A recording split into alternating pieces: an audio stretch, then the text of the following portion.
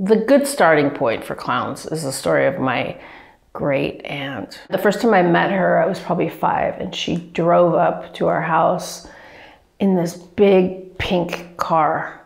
She was wearing like one of those groovy, like Jackson 5 hats, you know, like the slouchy back and like the funny bill, you know, like big mop of like white hair, all different kinds of denim, like tuxedo frills on the front with some American flag and probably some like pins. In the back of her car, it was like piled with dolls and stuffed animals. So that was pretty awesome. As a 5-year-old, you're like, who is this woman? How have I never met her? So it turns out she was a prescription drug addict.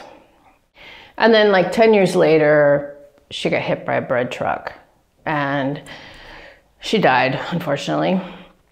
And we were on the way to her funeral, and I'm sitting like as a, you know, disgruntled 15-year-old in the back of my parents' car and looking out the window, and there are all these clown cars going across the bridge to where the funeral was.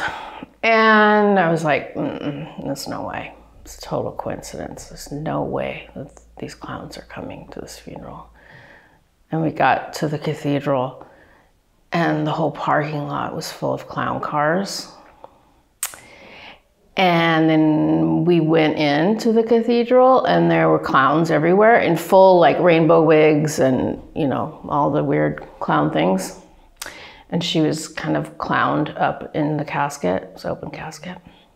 They took her body or coffin out of the cathedral after the funeral. There was a bagpiper, so you know, a guy in full Scottish garb with the kilt and everything, bagpiping away, and then the pallbearers are clowns.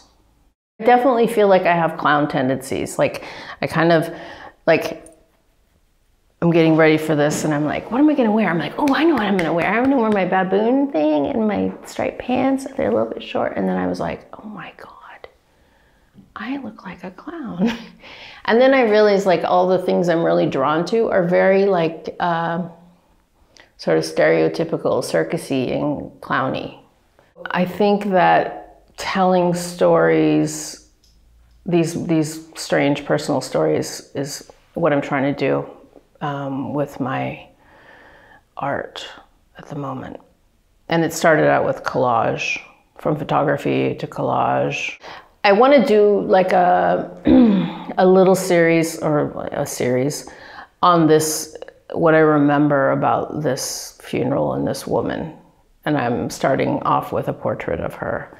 And it's not actually going to be much about her face. I'm taking like a sort of amalgamation approach. I'm taking like cool ladies that I, pictures of them I see, and in a way kind of visually collaging a character that sort of captures her. Because I don't think if I were to just paint a portrait of her, it would be that exciting.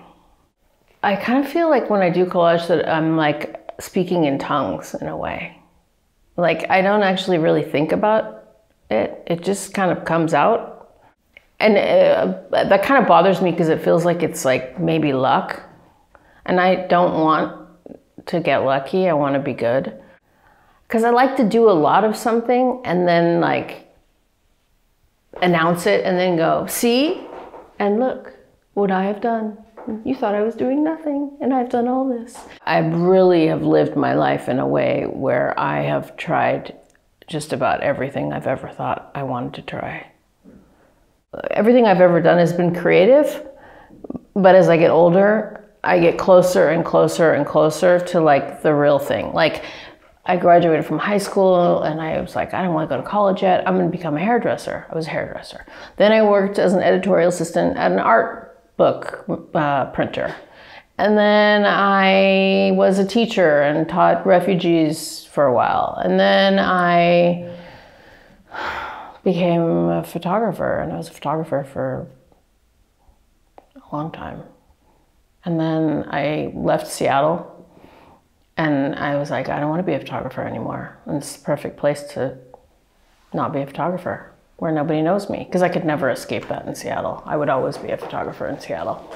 No, I'm never leaving Berlin. Yeah.